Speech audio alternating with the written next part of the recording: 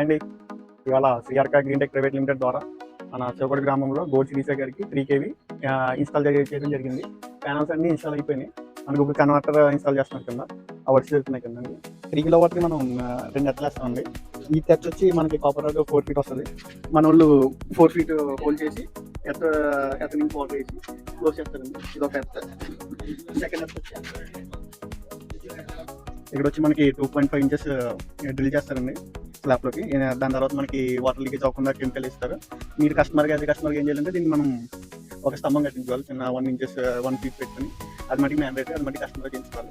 ఎందుకంటే ఫ్యూచర్ మనకి 20 years water leakage అవ్వకుండా ఉండడానికి 20 years మనకి ఉండాలి కాబట్టి అది మనకి మ్యాండేటరీ కస్టమర్ చేసుకోవాలండి.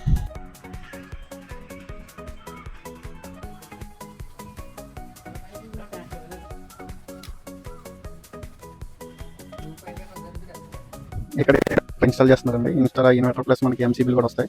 ఎంసీబీ ప్లస్ ఇన్స్టాలేషన్ జరుగుతుంది. గ్రీన్ టెక్ ప్రైవేట్ లిమిటెడ్ నుంచి 3 kV ఇన్స్టాల్ చేయించుకున్నామండి. సర్వీస్ అంతా చాలా బాగుందండి.